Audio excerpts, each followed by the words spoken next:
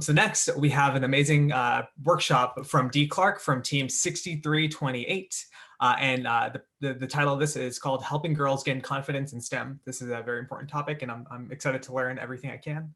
So we're going to have to wait a second because I think Dee has to rejoin our Zoom call. So we'll you got to start tell some jokes, Cycron. Yeah, I'll start telling some jokes. I'll do some crowd work. You can't joke about making jokes and then not make the jokes. You got to make the jokes. You got to make Let's hear it. I want to hear your joke, Cycron. I got to make the jokes. You can't look it up. Close your eyes so I know you're not. No, I know you're looking it up. I know you're Googling a joke right now. Well, I can steal a joke that Max just made. Oh, there we go. I don't need to tell any jokes because Dee is back on. All right. So Dee, whenever you're ready, take it away. We're excited. Awesome, thank you, Cy. Hi, everyone. So my name is Dee, and I am one of the mentors on 6328, and I'm here to talk about inspiring girls in STEM. So I'm going to start sharing my screen. All right. Okay, so let's get started. So I want to introduce myself a little bit first, so you can learn a little bit about me and my journey, because I am going to talk a little bit about some of my personal experiences in this talk, because I am a woman in STEM. So my engineering journey started in high school. I grew up in Clifton Park, New York, and I started taking Project Lead the Way classes when I was in 8th grade. And then I also joined my FRC team, Team 20, my junior year of high school, and that was in the 2010 to 2011 season. So my first game was Locomotion, and I just got absolutely hooked after that season. And then after high school, I attended WPI. I got my degree in environmental engineering. And while I was at WPI, obviously I had just fallen in love with FIRST. So I mentored 190 and then 1768 a little bit towards the end of college. And I started some FLL teams at a local middle school. If anyone's talked to me about FLL, specifically these teams, you'll know that these are really what brought 6328 to life, which is pretty cool.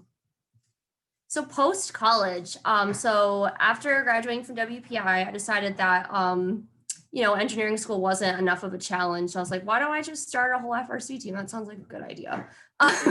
So that's exactly what I did. And then that team kicked off in the summer of 2016, and we officially competed for the first time in 2017. And then professionally, I started my career as a water and wastewater engineer at AECOM, which is a pretty large consulting firm. And then I moved to Mass DEP, which is basically the state equivalent of the EPA. A couple years after trying out the private sector. And I really loved working in industry for a bit. I learned a lot. I really enjoyed kind of giving back to the environment and doing what I could to protect our water and keep everyone safe and healthy. But the more time I spent, the more I realized my passion was somewhere else. And so I recently switched to education. And now I am an engineering teacher at Minuteman High School, which is located in Lexington, Massachusetts.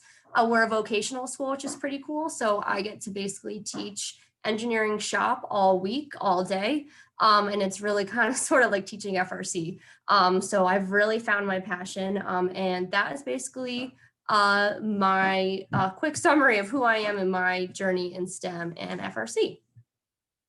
So going back to high school, let's talk a little bit about my high school experience, because it was, let's see, I did high school 2009 to 2012. And so feminism was up and growing and it was a big thing, but you think that, oh, these are all solved, especially growing up in a place like New York, which is a pretty progressive area. But I still faced a lot of adversity along the way. I remember so distinctly my sophomore year of high school, I was in Principles of Engineering, which is basically, it's one of the PLTW classes for anyone who's familiar with that curriculum. And I was the only girl and I was a year younger than everybody else. And I literally felt like the elephant in the room. Like I felt so out of place. I felt like, oh, I'm not supposed to be here. This feels so weird. And on top of that, if you can't tell from how I'm dressed and my makeup right now, I'm a very girly girl. I'm very feminine. Pink is my favorite color. I am just girly through and through. So I felt even more out of place. I felt even more like I'm really not supposed to be here. And I had a couple teachers, you know, your classic old school tech teacher, and I don't think they were trying to harm, but I think it's important to comment on some of the things they said to me along the way. I think they were trying to help, but as I'll talk about later, we really need to change our narrative. We really need to change how we act around girls in STEM and engineering environments. One of the comments was he grabbed my shoulder and he's like, "You're not going to quit, are you? You're the only girl, you can't quit." And again, just making me feel even more of an anomaly, even more like I didn't belong. And then later in the year, you know, we were learning about making lathe parts, and I was struggling a little bit with the concept. It was very intimidating to me, the machine shop, all of it. And you know, I said, you know, I'm really struggling with this. And he goes, "Well, it doesn't matter because you're the only girl. I can't not give you an A in the class." And it just made me feel like, what, do you think I can't do this? I'm not capable. But as a young 15-year-old, I really internalized a lot of those comments. And instead of being angry like I am now, I was like, oh, he must be right. Like, I must not be able to do this. And I know that was not his intention. I know he was not trying to diminish me, but I don't think he even realized that he was. However, because of that class, I had a lot of friends who were on Team 20, and then I decided to join Team 20 after that. And I talk about these mentors because they truly changed my life. Mr. and Mrs. Barra, anyone who's ever met Rose or Joe Barra knows what beautiful, amazing people they are. And they got it right when it came to mentoring an unconfident young female who wanted to be an engineer, but really just needed someone to believe. I needed someone to believe in me because I didn't know how to believe in myself. And being a girl, the only girl in a lot of these classes, just really reinforced the idea that I wasn't smart enough, I wasn't good enough, I couldn't do this. And so what Mr. and Mrs. Bear did is they saw that I was motivated, they saw that I was excited, they saw that I wanted to be there and I had leadership qualities. And so what they did is they threw me into like a team captain drive coach position. And I remember being like, oh boy, I'm not cut out for this. I'm not equipped for this. This is a bad idea. But they got me being more comfortable being uncomfortable. And that's something I'm going to talk about a little bit later in this presentation. And I thrived in that role. Here's a picture. You can see right here, planning match strategy. And it was just the best thing for me. And it confirmed in my mind, I am smart enough. I am capable. I'm going to go to WPI. I'm going to become an engineer. I'm going to do this because I can. And just the difference in how they approached the problem, they didn't make me feel different. They didn't make me feel like the alien. They treated me pretty normally. And they just gave me that little bit of extra attention that gave me the confidence I needed. And that is how I try to model myself as a mentor. I try to be a lot like them because I'm forever grateful to what they did for me. So I want to talk a little bit about key things to remember when you're working with girls, females, and FRC. And one of them, and I've found this even more now as an educator, is that personal connection is really, really key. So this is something I try to do with all of my students, but I put special attention to doing this with my female students because I want them to know that they're supported, they're valued, they're smart, they're capable, because they might be struggling with these concepts in their own head. And you want to make sure that you are that person that they feel like I can turn to them. I can talk to them about my fears, my insecurities. And even something as simple as like, hey, what do you like to do outside of robotics? Are you into singing? Do you like drawing or painting? Just learning a little bit about these students will make them feel more comfortable with you. And I think that is important regardless of if it is a girl or a boy on your team, right? Regardless of the gender, it's really important to make that personal connection. But with girls, I find, and I'm going to talk about this a little bit in my next slide, that, you know, a lot of us tend to be guarded. We tend to doubt ourselves. And it's just really a factor of how we've been brought up in society and all that stuff. So the number one thing, I think, to start with when you're saying, hey, I have a lot of girls on my team, I really want to make this a valuable experience for them and really empower them. Making that personal connection as a first step is really important. I posted a lot of my personal pictures in this PowerPoint of me working with my girls on my team. And you can see we have a lot of fun. We're really goofy. Anyone who knows me knows I'm like the biggest goofball. I will joke around forever. I'll beat any good joke to absolute death for the bit, that kind of thing. So, I think sometimes in like these adult roles, we're like, oh, I'm this big scary adult and I have to be this authority figure to these students. And while yes, that is true, you obviously, I know that even now more as a teacher, but you also have to remind them that, we're human too. And I think, being so close to high school still, I remember what it was like to be one of them. So being a little bit goofy, having a little bit of fun, I find that in no way impacts my ability to be an authority figure and lay the law down when I need to and say, okay, you're goofing off too much, or like my kids in my classroom do dumb stuff. Like we have hanging, outlets from the ceiling and they'll just start swinging them around. And I'm like, what are you doing? Like when you have to lay the law down, you have to lay the law down, right? But it's important to have fun and be light and let them know that you're relatable. Like learn a little bit about TikTok, about those stupid dances that they like to do, learn about all that stuff because they're going to say, hey, they took the time to learn something about me. That means a lot. And it makes a huge difference. And that's really the key first step is learning a little bit about them and how you can really personally connect to them. And noticing the little things. So this is where the part of the talk is going to get, a little bit harder to process because we're going to talk about some tough stuff.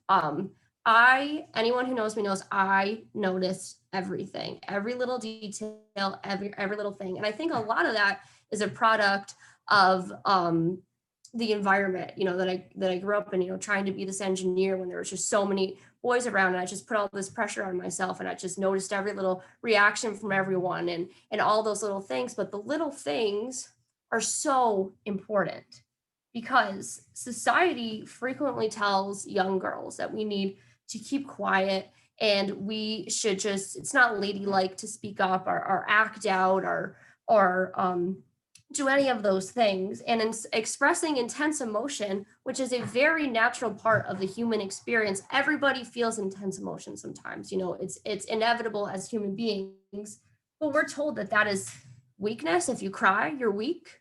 If you get mad, you get upset, you're crazy, you can't win. And it's so frustrating. I've been in so many positions where my feelings are valid as a female, and maybe I'm talking to a male engineer or I'm in that position, but it's so easy to say, oh, well, she's crazy. Oh, well, she's just being a woman over emotional. Maybe she's on her period. Terrible, terrible things to say, but they're not uncommon things that you would hear. And when we're being told these things at such a young age, it can have really intense impacts on us as we move through life. In addition to that, being feminine in an engineering or STEM setting, I know got me a lot of crap along the way. Like, what's wrong with you? You wear makeup, but you like hand tools. It doesn't make sense. And it does not need to be that way. It shouldn't be that way. And I'll talk a little bit about later how we can change the way that we approach these problems and think about these things to help make that shift, that changing the narrative. But it's tough because if you are a girly girl, I remember one of the things, I was in the gym locker room when I was in 9th grade and some of the popular girls or whatever were talking about, oh, the only girls that take engineering classes are either lesbians or they just want to get a guy. And I took that to heart because I was like, it's another person telling me I'm wrong. It's another person I'm telling me I don't belong. And when you're 14, you care a lot about what other people think. And even as now a 26-year-old, I still care a lot. And it's a skill you have to learn to turn that off and say, okay, they can say that doesn't matter. But when you're 14, you're 15, it's going to be very hard for females to do that, considering everything else, that's going on, right? So if you're feminine, you're not supposed to be there. But then on the flip side, if you're a tomboy, oh, you're too masculine, you're just trying to be a boy. Why don't you put a little makeup on, pretty up? All these just like really, really demeaning, and they can be small in the moment. They can be these little small jabs or side comments, but I can tell you as a female in STEM, you take them to heart, and they affect you. And all this pressure, as I mentioned before, can really lead to a lot of internalization of emotions, being afraid to speak up, being afraid to advocate for yourself, not feeling like you believe in yourself. And so self-doubt can be very common. And girls, we find our own little coping mechanisms. Mine was perfectionism, and I still struggle with it. It was, okay, well, if I'm going to do this really challenging field, I'm just going to do it perfectly to prove everybody wrong. And I remember I one time I got like a 70 on my test, and I cried for hours and hours and hours, because in my mind, I had related my academic success to who I was as a person. And I think the STEM environment has a lot to do with that. It's like, oh, you have to be perfect, or someone's going to notice your mistake and say, oh, see, you're a female, right? Oh, you're not cut out for this. You're not smart enough, whatever it is. Even if someone's not saying that to you, you hear that in the back of your head, that little nagging voice.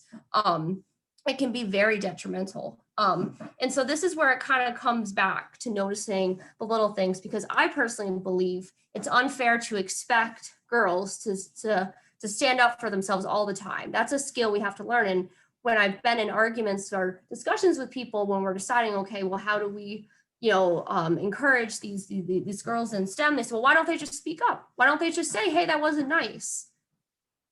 Put yourself in that girl's shoes, and with all these external pressures coming from him, so what society's telling you, and then feeling like the odd one out, how are you going to be able to stand up for yourself? That's an unreasonable expectation that we're putting on these young girls and women. So you need to notice the little things, those coping mechanisms that your girls are using to deal with the stress that they might not even be aware of, the perfectionism, the constant worrying, the self-doubt. I know I have a student who is just constantly doubting herself, thinking she's not good enough. She struggles with this constantly, and this has been this way. I've worked with her since she was 11. She's now a junior. She's always been this way, but she's come a long way since then. And I don't mean to toot my own horn, but I do think I can take some credit into her success in building some confidence. But at 11, you can already see the impact that some of these societal pressures are having, and that's a lot. It's a lot for 11-year-old. So you need to notice these little things. What are the coping mechanisms that your girls are using to deal with this pressure? Because they're in STEM, and it's likely affecting them. It's likely affecting them in ways they may not even know. Kind of to recap, like what I said, the little things. It can be perfectionism. It can be constant worrying. It can be constant checking in. Or sometimes it can be the opposite effect. When it gets too much, being withdrawn. You need to notice when people aren't around, not talking. It means something typically, and it's important to check in, because I know there were many times where I was like, I really need some help, but I really am doubting myself so much. I don't think I can speak up and ask for it. And I know that, I've talked with all my girls on my team. I know that they felt the same way at some point. And it's really important to pick up on that, check in, make sure they're okay, because there could be these really subtle things happening that you don't even notice, but when you address them, it makes a big difference. So what do we do? What is the answer? And I'm not saying I have the answers, but I do know my experiences, what I've tried, and what has worked. So I'm going to share a little bit about what has worked for me on my end. Changing the narrative. Like I said before, I told you we were going to come back around to this. So I picked a couple of these pictures because we look fabulous, right? We're wearing our Lilly Pulitzer, we look great. But I think a lot of people saw my chairman's team and their team color Lilly Pulitzer dresses and thought it was bizarre that they were wearing dresses in the pit. And yes, obviously, a dress isn't a typical pit attire wear, but I think it was just so feminine. It felt so strange. And that's the narrative we need to change. If you, in your head, you see them in their beautiful dresses, just looking fire, like, let's just acknowledge that for a second. They look amazing. Beautiful, wonderful young ladies. I love them with all my heart. I just had to give them a quick shout out. You see that, and in your mind, your first thought might be, that's weird, but you need to stop yourself and say, okay, that used to be weird. It's not weird anymore. It's an intentional change of thought. It's an intentional change in the narrative. And when you start doing that, the more you practice it, like any skill, you're going to get better at it. And eventually you're going to have that mental shift. And I picked the top left picture for another reason. It's like, the girl on the left, she's more of a tomboy. And obviously, like I said, I'm a girly girl, so I got my cute lily leggings on. But this particular girl really wanted team tank tops. And that might be seen as like a more male thing. I don't know, like the style we got, but she really wanted those. And so I encouraged them, like, hey, you want to express yourself? Let's express yourself, because the version of you that is most you is the version I want to see. So if you want to wear tank tops and show off your guns, like, hell yeah. That is like amazing. So it's just like, again, and that comes back to the personal connection, right? I knew that about this student because I talked to her and I learned about her, and I knew that she wanted tank tops, so we got them. And to make her feel more comfortable wearing that tank top, I wore it with her too. But we all took our own personal style on it, which I think is really important. And that might seem silly and small, but I know that made a big difference in that, and that student, and feeling like she's free to be herself, even in this environment where it might still be a little strange to have a lot of females around. And then the picture kind of in the bottom left here, we always take a hashtag Girl Squad picture at events. And you can also, of course, I'm going to talk about the boys. Don't worry, we're going to talk about the boys because they're very important too, obviously. But that hashtag Girl Squad picture, having that female environment where you can talk with your girls, you can complain about things that frustrate you, and you can feel like you're not alone, is so important. So I really value like our girl time. It's really important. And having our girl picture, it's just a little thing that reinforces that, like, hey, we're really important members of this team and we deserve to celebrate our success because we overcame a lot to be here and we pushed through a lot of challenges to be here. So we're going to stand with our chairman's banner that we won the first time we ever tried. Sorry, not to brag a little bit, but I had to throw that out there because it was impressive. But we're going to stand with that because we earned it and we worked really hard for it, and we deserve to be recognized for it. And so many of those girls in that picture were the driving force behind that incredible thing that we went. I know I was just joking a little bit about, oh, we got it the first time, whatever we tried, but we worked our butts off for that. And those girls were so crucial in that success. So changing the narrative. So when you see something like that, to kind of recap here, you see those dresses, oh, that's a little weird. Stop yourself and say, that's not weird. It's not weird anymore. And just keep reminding yourself of that. Do things like your Girl Squad picture, or like we've had girls movie nights. I've invited the girls over to my apartment and we watched inspiring movies about like female leaders. Like, it's important to have that girl time because we need to, as females, focus on building each other up rather than tearing each other down. Another negative thing that unfortunately society has kind of pushed on us. And we're going to change the narrative. We're going to change our story. We're going to rewrite it because we have the ability to. I love this phrase. I use it all the time. My yoga instructor, who I talk about so fondly, told me this when I was doing some yin yoga, which is holding weird, uncomfortable positions for extended periods of time, but it's strangely relaxing. So if you're a yogi, I do recommend giving it a try, because not only is it a great stretch, but it kind of really changed something in my mind about getting comfortable being uncomfortable. What does that even, what does that mean? What do I mean when I say that?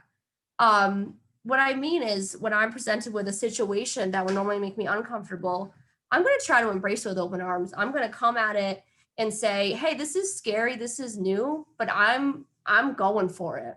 And again, I picked some really great pictures here to summarize this. And the first one I want to talk about is on the top left here.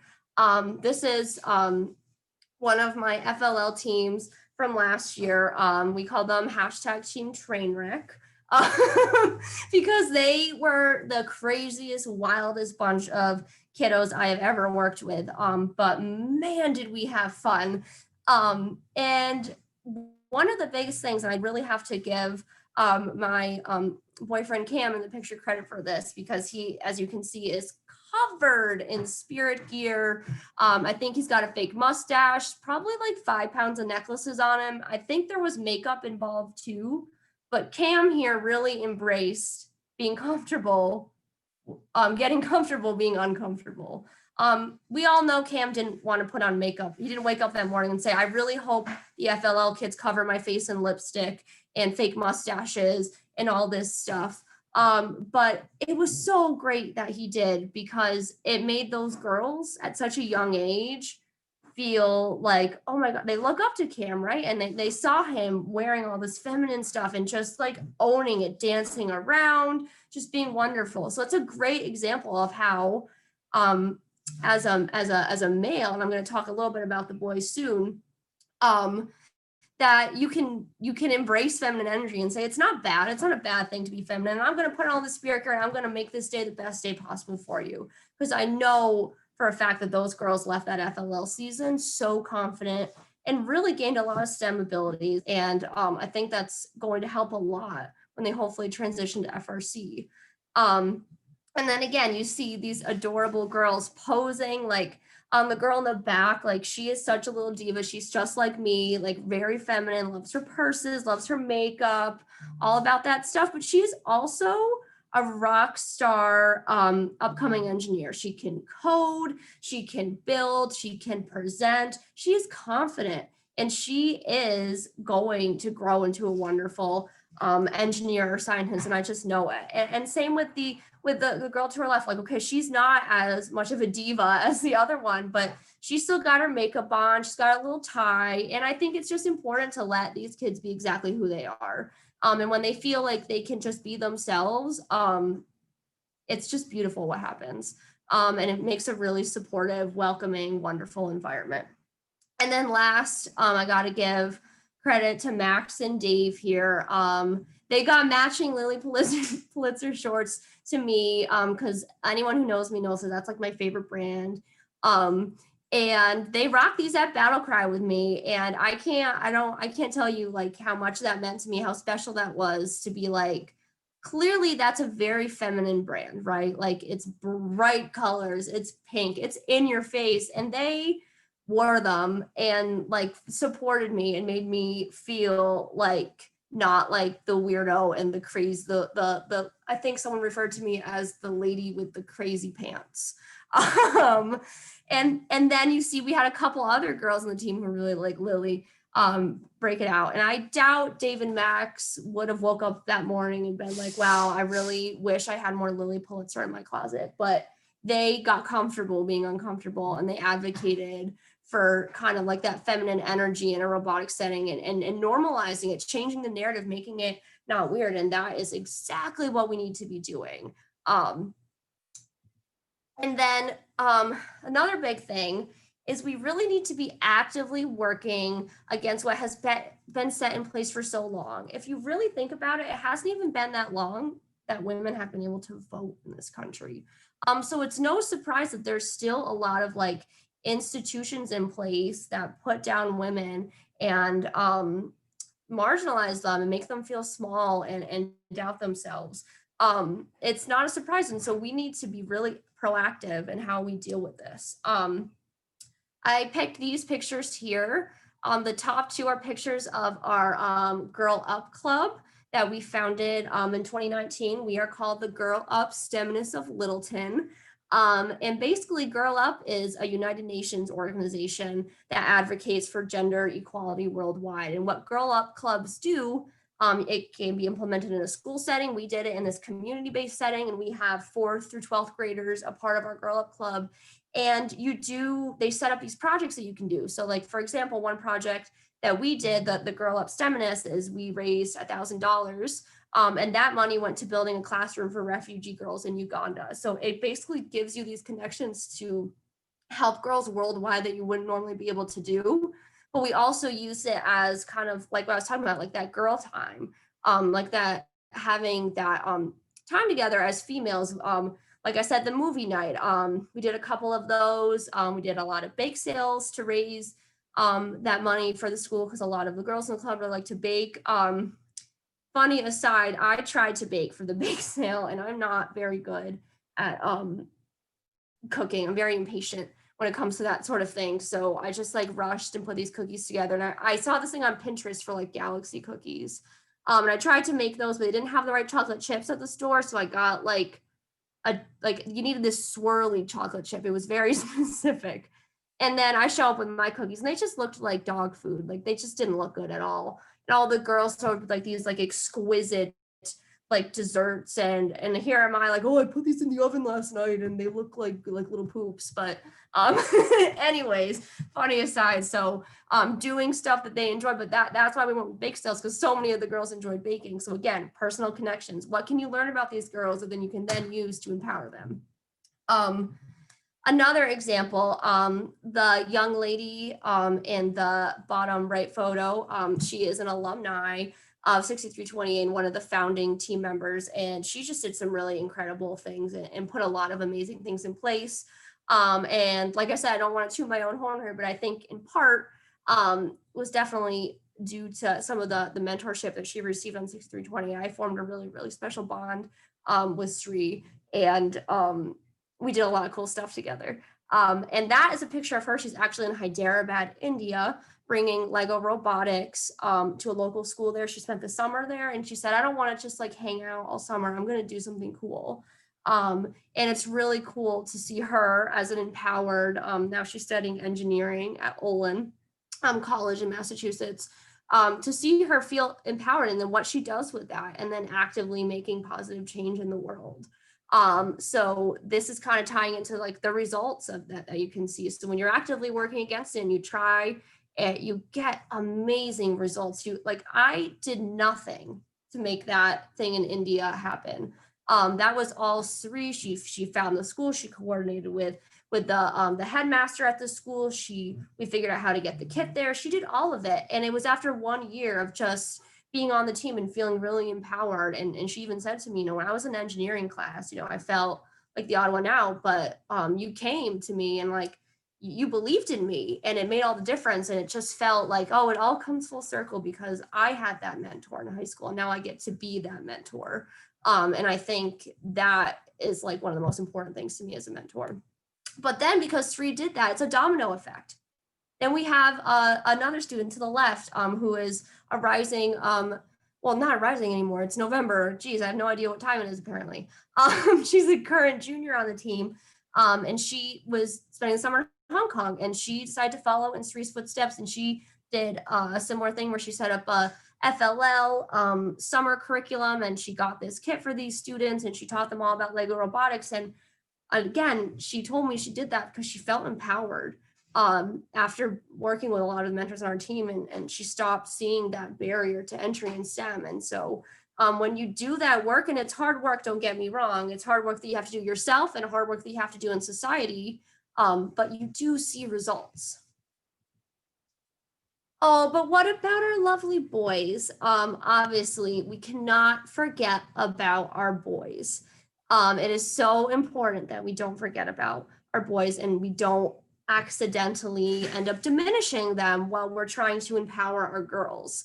And so I picked the picture in the top left because, as I said, we always take our hashtag Girl Squad photos, but you got to take your hashtag Boy Squad photos. And so we have Dave here with our boys at an off-season event last year, taking their basic white girl fall photo shoot. I'm surprised they don't have pumpkin spice lattes, to be honest, outside in the fall. And that made them feel really bonded, because just like girl time is important, boy time is important. And so making them like not feel like, oh, why do the girls get a special photo and we don't? Why not both? Why not both? You know what I mean? And so it's really important to do those kinds of things. And then these are some pictures of some of the students in my class, if you couldn't tell by the masks. And I want to talk a little bit about them, because I think this really drives home some of the points about the boys. So these are my sophomores, my engineering class. And we had Spirit Week a couple weeks ago. And anyone who knows me knows I'm all about the spirit. Thankfully, Minuteman, where I work, we have the same school colors as 6328. So I immediately rushed to the shop. I grabbed all of our spirit gear that I could find. And I was honestly fully expecting to show up and everyone just be like jumping for joy. But I forgot that they're not girls. They're not as excited about the glamour, because unfortunately, a lot of the time they're trained not to think feminine is bad and they try to stay away from it. So I kind of wanted to show this little progression of pictures because I think it actually shows how we were actively changing the narrative that week. I worked to change the narrative with them. So on the first day, bottom left was pajama day, and I sort of got them to pose. I was also in my pajamas, and it turns out most of the teachers don't participate, and so I felt really lame in my PJs, but I was also comfortable, so it's like, who really won there? Anyways, and then the second day was dress your best, and then I got them to do like the social distance pose in the bleachers, and you can see some of them have some suspenders on and like a little tie, and they start to loosen up a little bit. And then the next picture, I was like, we're doing a High School Musical style pose for Spirit Day, so you can't quite see, but we got a lot of blue and yellow and gold stuff on for that picture. But and then in one of my last slides, I have a picture from the last day, which kind of brings it full circle. But what I was trying to do with these boys is show them like it's okay to have like school spirit. It's okay to express emotion is really what it comes down to, because just like the girls are constantly being called crazy for being too emotional or dramatic, the boys are told that they should not express their feelings and they need to be strong, and things like crying and being emotional are a sign of weakness. And I just think that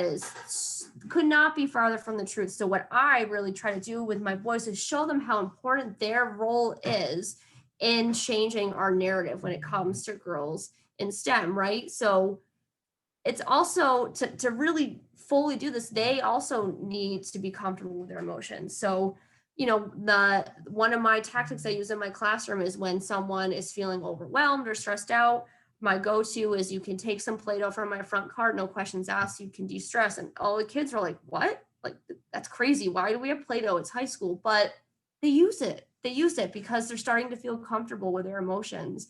And that's a really healthy thing to do. And it's going to help the girls, because once the boys stop feeling ashamed for their emotions, they're not going to judge the girls for them. We're all just going to realize feelings are feelings, bro. You can't do anything about them. They're there. We have them. We have to stop trying to ignore them, and we have to stop seeing them as weakness, because anyone who knows me knows that I'm very kind. I'm very empathetic. I try to get along with everyone. I love to make other people happy, but they also know that I'm strong as hell.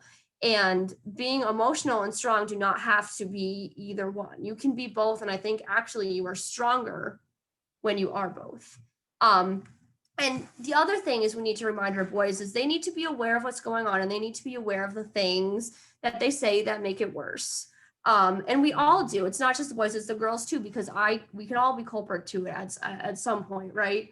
And so it's really important to show them that their role. And so I have in my sophomore class, she didn't want to be in the picture. That's okay, because that was her style. She's not a girly girl. She does not like pink like me, and that's okay. She's her own person in my sophomore class. But there's one girl, and I relate to her a lot because I remember being her. And I frequently will, I'll give her shout outs for doing extra great work. And I encourage the boys to do the same. And I really try to get them to empower her. And she is talking more in class now. She is confident in her abilities. During parent-teacher conferences, I had a great talk with her dad where we talked about how he's so excited that she has this female role model in her life now. And it's really helping her. And she's loving engineering class so much now. And it's not just me. I'm getting the boys involved too. They have to be involved. We all have to be a part of the solution, or it's not going to work. And so my main two things with the boys, to recap, kind of like I'm doing on each slide, is let them know that feelings are feelings and it's human, and it's okay to cry. It's okay to have them. They need to be okay with that. And then second is what their role is in empowering females, because it's so important, and we need our allies. We need our cams who will put on the makeup and the spirit gear and say, hey, I love your feminine energy, and I am going to mirror that and make it feel so important to you. So we're not diminishing our boys at all. We're giving them a new job. They have a new, very important task, and we need them. But first, we have to get them comfortable with their emotions. That is the first and most prominent and one of the most important steps.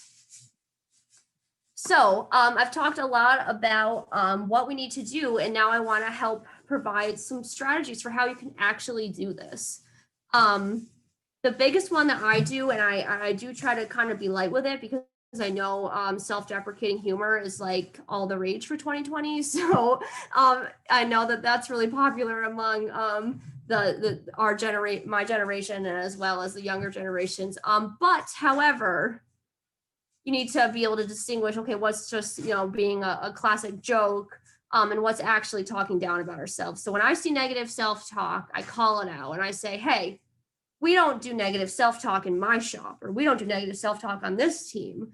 And anyone who knows me would know that, that's my ridiculous, like, I'm trying to be assertive voice, and they usually laugh a little bit because it's ridiculous. I'm not much of a yeller or someone who tries to assert myself, or really just taking myself too seriously. So find your own twist on it, find the way that you can make it humorous. And then when you call it out, it's going to cause the student in their mind to say, oh, maybe I shouldn't think that way about myself. And then they're going to change their narrative and how they see themselves, which will then allow them to be more empowered and feel more confident as a female in STEM. Leading by example is the next one. So obviously this can mean a lot of different things, but I try, and I don't do it perfectly, not even close, but I really try to be that strong role model that the students need, and give that example. And personally, and my life, I'm someone who's very hard on myself, but I try to not let the kids see that. I know it's important. I need to be that strong role model for them, and I have my girlfriends for that. I have my therapist, I have my psychiatrist, I have my people for that. What they need is that strong role model. So like, for example, the 2019 season, I had a lot of really personal stuff going on. It was a very hard season. And for reasons I don't need to get into, seeing the 2019 robot was very triggering for me. It brought up a lot of really bad memories, and it was hard, but I knew it was also hard on the kids, because unfortunately the situation also spilled into them. Like I said, we don't need to talk about it. However, the example is really important because I had to show up and be that strong role model for them because they needed me. And then when it was, excuse me, time to, sorry, I totally lost my train of thought. Sorry, oh my God, I'm panicking. Anyway, so I had to show up and be that strong role model for them. And so we all need to be that, even when it's hard, even when it really tests us and makes us just want to be so mad, we have to be that strong, calm, consistent role model. Leading with kindness and understanding always. You never know what someone's going through at home. You don't know the family environment. You don't know what's going on. And so a lot of kids develop coping mechanisms that can appear, oh, sorry, I accidentally clicked my screen, that can appear as acting out, but they're really just struggling with something at home. So if you just try to push that aside, push your judgment aside, and just be kind and understanding, that's going to enable the kids to feel more comfortable, develop that personal connection, and then you guys know I've been kind of going over that process. The rest will happen. Keep an open mind, an open heart, and always be willing to change. I am growing and changing every day. I know I'm going to make mistakes tomorrow, and I'm going to learn from them and move on. And I say to my kids a lot, our man, Bob Ross, there are no mistakes, just happy little accidents. And it's just important to really have that kindness, because this is a tough topic. It requires a lot of self-reflection and change. So just having that open heart, open mind, and being willing to change. And the one very specific thing that I think applies to FIRST is, and I found this very successful, is an FLL to FRC feeder program.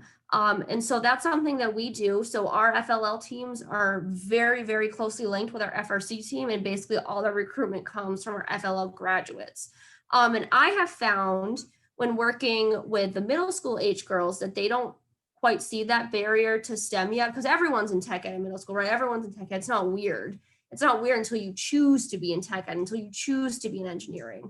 And so they are like sponges too. And so if you exude confidence, they're going to mimic it. So that is kind of how I do my FLL teams. I'm fun and I'm light and I'm confident. And then when they develop those skills at such a young age, and they know they can code, they know they can build, they know they can do robotics, when they move to high school, that they may see that barrier, but it's small. It's a lot smaller. For example, those 3 girls holding those power cubes right there were some of the girls that started on those FLL teams I talked about starting in college that eventually led to the creation of 6328. And that was their first day of FRC in 2018 after graduating from FLL. And they just dove right into it. They were immediately prototyping, like learning how to use a mill, learning CAD, just diving into it with all the confidence in the world, wanting to stay late. And I think it had a lot to do with the fact that they built that STEM confidence at such a young age. So anyone who's trying to figure out recruitment, how do we get more girls, how to get more girls more confident, please consider a feeder program such as the FLL to FRC. Get those girls confident at a young age, because it's going to make it so much easier for them when they move on to high school robotics, university, industry, all that stuff. If they feel confident, they're going to doubt themselves less, and they're going to feel like they can stand up in the face of sexism. And that is really what we want to get to.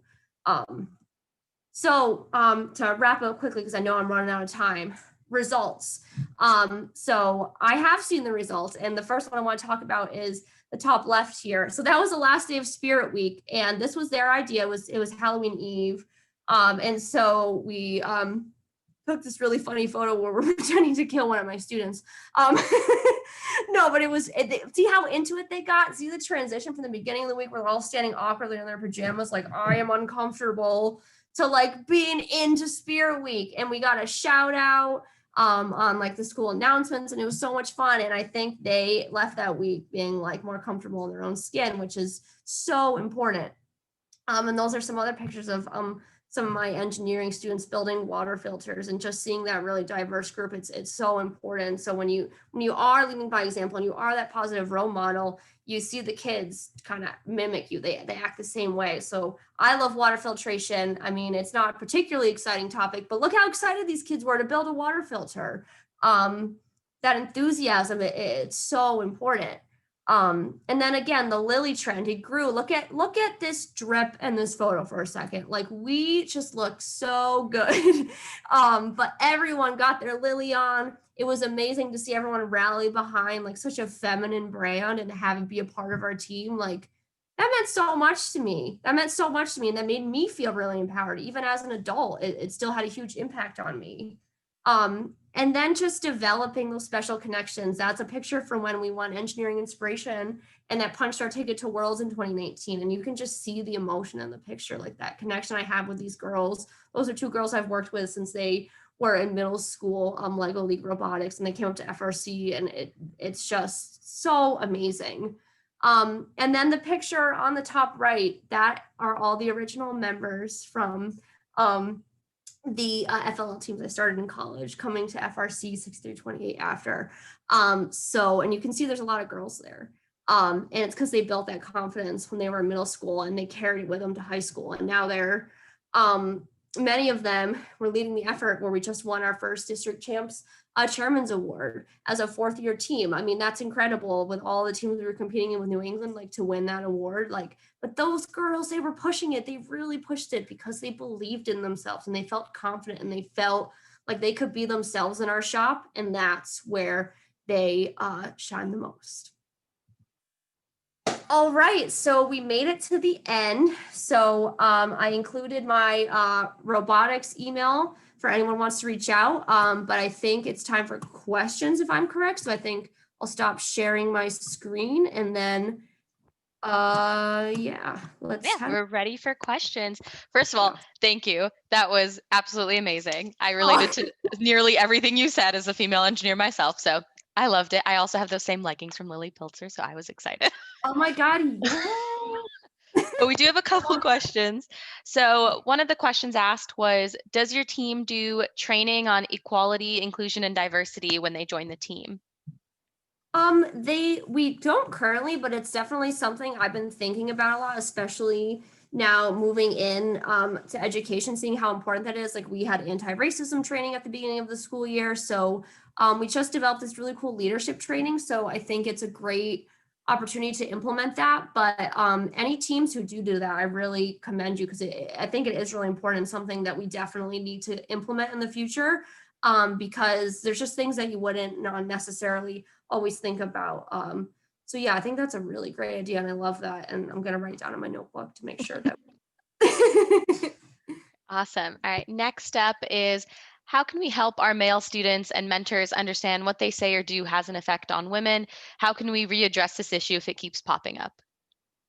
For sure. So this can be a really tough one, right? Because I know we've probably all talked to people and it feels like we're talking to a brick wall. And I think when you lead with kindness and understanding and that open heart, instead of like coming at it really aggressively, and just like gently introducing the conversation in like small doses, I think that really helps. You can just kind of start with a small comment, but don't push too far, because if you make someone angry and feel defensive and you just immediately say, hey, you're sexist, even if they are, who's going to respond well to that? You know, people get their back up against the wall. We all do. So I think you have to be really intentional about how you introduce it. It has to be a slow build. You have to build that solid foundation. But someone who really doesn't understand, I think you have to really try to put them in your shoes. So sometimes I share uncomfortable stories about things that have happened to me, and they may be a little jarring, but I think it helps put, maybe the shock factor helps put things into perspective. Like, I did not know that was happening. So it's not like you want to have to resort to like sad, terrible stories, but sometimes they need that wake up call. So I think between the two of those strategies, you can hopefully work with some people who might be resistant, stuck in their own old ways, but having that kind and open heart and being really approachable and understanding, even if you don't agree with what they're saying, I think will really help facilitate the conversation. Perfect. And then one last question is, how do we show female students that even though they are underrepresented and are special, they shouldn't be treated differently and feel differently? So yeah, for sure. That is really important. So you obviously don't want to be like, hey, like what my teacher did when I was in high school, when he pointed out, you're the only girl here. It's like, duh, I know. Like, you don't want to do that. So I think you have to be really subtle about how you you do have to give girls that extra attention, but it needs to be subtle. You can't be so obvious about it. Like in my class, if I was like, hey, I'm giving this girl extra attention because she's the only girl, woohoo. Like I think engineers have this tendency to be really blunt and not totally understand the gravity of what they're saying. So I think just being like really subtle about it and not making them feel weird. But that again comes back to like that special connection. Like the way I approach the situation really depends on the girl that I'm working with. And like what they need is really depend on each person. So I think that's why that personal connection piece is so important, because once you know like what about them and how they react and how they feel, you can really better address how do I make this person feel valued, depending on just their personality, their preferences, how they learn, how they feel, how they cope, all those different things. So you have to be very intentional. It takes a lot of hard work. It takes a lot of time, but like I kind of talked about at the end with the results, it really is so important. It's so worth it. Yeah. Thank you so much. And with that, we are out of time. Thank you so much. I learned so much from that workshop. Honestly, you are amazing. I look up to you, and I just met you today. Yeah. So I'm excited. But thank you so much again. We learned a lot, and your slides will be available on the Beachwoods website. Cycron will reach out to you. So thank you so much. Thank you guys so much for having me. This was amazing. It was great to talk to everyone. So yeah, thank you. Bye. Thank you.